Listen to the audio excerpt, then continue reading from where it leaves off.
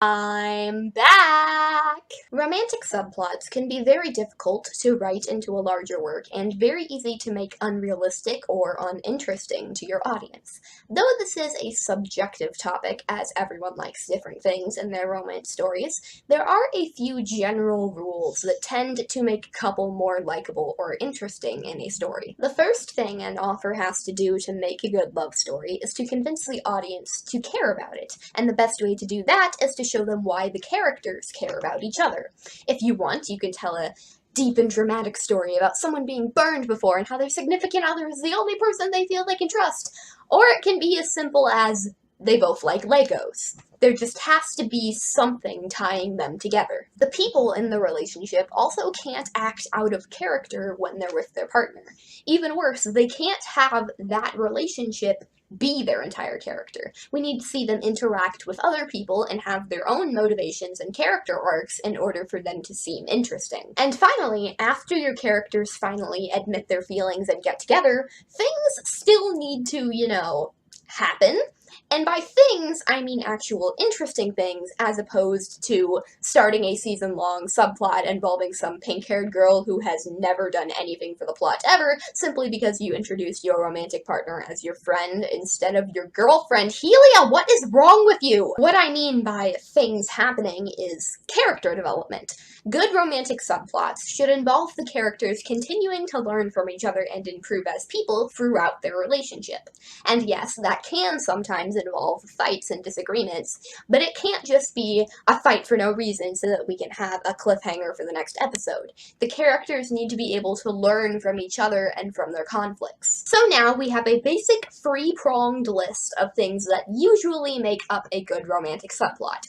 Winx Club is somewhat notorious for nailing the first 2 points on this list, and then floundering spectacularly on the third by having plot lines such as one of the boyfriends getting amnesia but then gaining all his memories back like 10 episodes later via Destiny Shell Ex Machina, and then having his ex stir up trouble by having her suddenly be a member of the government, even though like 2 seasons ago she was literally helping a terrorist take over that same government from within. So like, shouldn't the Heraklion government have like banned her or like at least kept her from getting a government job or something? My point is, romantic subplots are not Rainbow's strong point. However, I do think there is one couple in the show that Rainbow has managed to write surprisingly well, and as you could probably guess by the title of this video, it's Aisha and Nex. However, for some reason, people are not allowed to talk about Nex without also talking about Roy and Naboo, so begrudgingly, I'm going to talk about them first and then save Nex for later so that we can end on a positive note. But for now, we must trudge into the murky waters of the past and gently remind the fandom that Naboo is, dead. My life is a series of actors changing places, except there's no backstage and there's no place for me. It's okay though. The jokes on the television make me laugh, remind me that it's okay not to have a backstage or a place to hide. Well, I've got arms and you've got legs, together we've made some mistakes, but hey, we're doing well. And I've got reason to believe in the power of you and me to break this spell. And now, how we like to say that we're in love, doesn't it seem like that should be enough? But the world will roll her eyes, but I still think that we're in love. Okay, Roy. So when I was making the first video, I was of the opinion that Roy had no personality at all, and I alluded to that multiple times. But I later realized that he does have a personality, it's just not a consistent one. At all. In some scenes, Roy acts really competitive and kind of cocky almost, like Aisha and Nex do. Well, we're heading over to Dadabridge Castle. Are you diving with us? That's right, it's your lucky day. Sometimes he acts like an awkward dork who can't have anything go right in his life. No, she doesn't look like she wants company.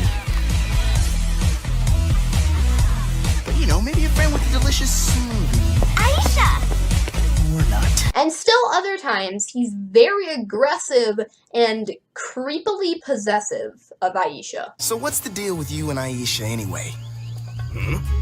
My business. Mind your own. This is my business because I care about her. She likes who she likes. Enough said. For now. Now, sometimes characters can act a little differently than they normally do under the right circumstances, but the thing is, we don't know Roy's motivations or, like, his beliefs and what he values and stuff. So, like, we have no baseline to say, oh, this is why he's acting strange. It literally just looks like he's, like, every episode, the writers just, like, flip a coin, and they're like, oh, I guess he's gonna be a maniac today, let's just go with it. Combine these constant shifts in character with how little he and Aisha interacted in Season 5, and you have the perfect recipe for a dead-end romance. Let's go back to our 3-point list here. Do we know why Aisha and Roy care about each other? Well, they both like sports. And that's about all that their relationship boils down to. Does Roy have a character outside of his interactions with Aisha? Not really. Seriously, can you think of a time where Roy had a significant interaction with someone who wasn't Aisha or Nex? Exactly. As for the third point, these two never actually got together, so we don't know what the writers would have done had they been a couple. But if we go off of what we've seen in the show so far, I don't think that their relationship would have had much progression to it or much evolving to do. They started off inconsistent but vaguely adorable, and that's probably how they would have continued. But maybe there's something that I'm missing about this couple.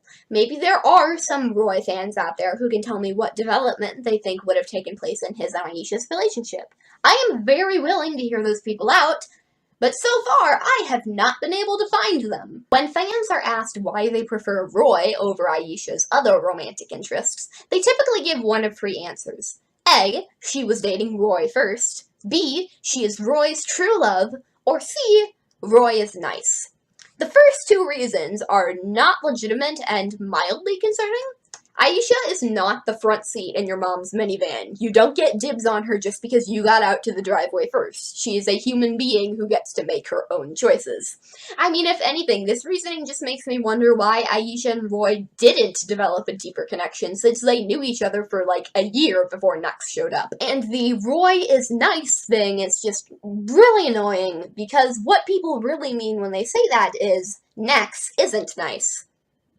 But he is. Like, yes, he can be rude sometimes, but he's usually just teasing people and he's not intending to be malicious. It's just that he doesn't always think before he acts sometimes. And there's plenty of evidence of him wholly supporting his friends and Aisha in things they do. And there's just overwhelming evidence that all of his teasing is done with good meanings behind it. And finally, one vaguely consistent character trait is not enough to base a good relationship off of. There are plenty of male characters in Winx Club who are nice, like Professor Whizkiz. He's a nice little shape-shifting leprechaun, but I sincerely hope that there is no Aisha Whizkiz fanfiction out there, because Whizkiz is really old, and that would be really creepy. But he is nice, so by some people's logic, he would be perfect for Aisha. Okay, for a second, let me make a really overdramatic metaphor involving everyone's favorite nature fairy, Flora. We know that Flora is usually very polite, and she's very empathetic and sensitive to other people, and she does not like it when people are rude. Helia is also a polite, sensitive person, and that is part of why the two get along. But I know somebody else who is very polite, and because of that, I think he should be Flora's boyfriend instead. Hannibal Lecter. Think about it. Hannibal tries to be as nice as he can to people, and he absolutely detests when people are rude to him or others. And because of that, I think that Hannibal and Flora would be a great pairing. Who cares about the fact that Flora probably isn't a fan of cannibalism, and that Hannibal is a mass murderer who shows no remorse for his actions? He's polite, so obviously they would get along fantastically.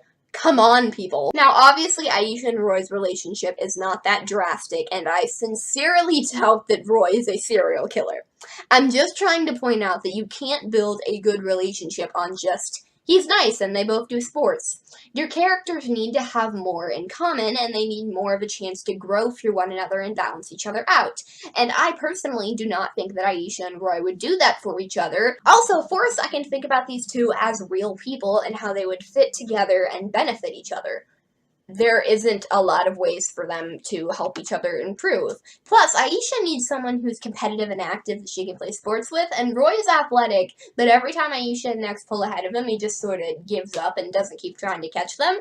But then again, sometimes he is competitive, but that's another one of his vaguely consistent character traits that barely exists. But anyway, my point is, I think Aisha would want and need someone with a little more energy and personality to them, like Nex or Naboo. Speaking of Naboo, now I get to talk about him! Yay!